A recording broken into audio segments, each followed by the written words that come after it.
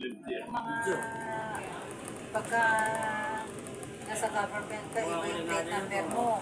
F8. Ah, meron din sila sa China. 88888, 99999, ganun, meron. Kahit dito, MA. 88888, 99999. Meron silang special plate number. Pero yung mga matataas ang katungkulan.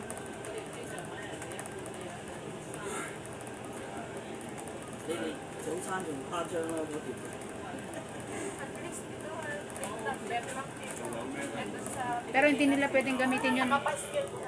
Pero hindi nila pwedeng gamitin pang family yun talaga.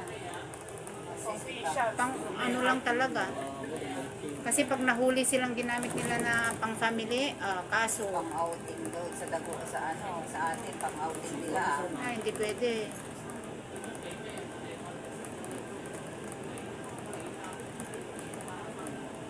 Meron dito 88888, 99999. Wala pa akong nakita eh. Meron? Kasi pagka dumaan yung ano, talagang pulis mo una ang nauuna eh. Pagka limbawa, Meron yung chief executive dito, yung sasakyan niya 88888. dahil doon sa building namin, meron doon na napakataas ang tungkulin niya ano. Yung pagka sinusundo yun, may escort na 2 pulis, yun lang.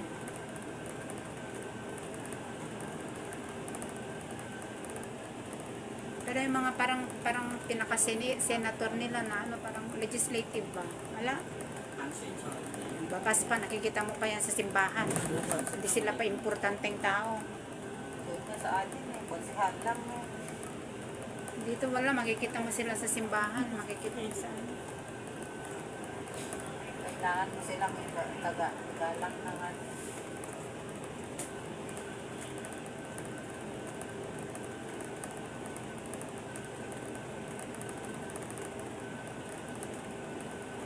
Ano nga gagawin ng mag-asawa sa Hong Kong sa linggo ay Sabado? Yung amo mo? Oo, Baka kakain lang. Hindi, doon mag-stay sila ng Hong Kong eh. Magde-date sila. Magde-date sila. Dalawa lang sila? Baka pati Sabrina. Kasi kung hindi kasali si Sabrina, ano eh, wala nang makakalabas ako. Hindi naman nagpapadukong na si Sabrina sa Hong Kong. Hindi, sa China siya eh. Pagkakasali sa Sabrina, talagang ano. Kakain sila sa labas. Pero kung malakas-lakas pa yung matanda mo, sinasama nila yun. Mahina na sa biyahe. Minsan naiinip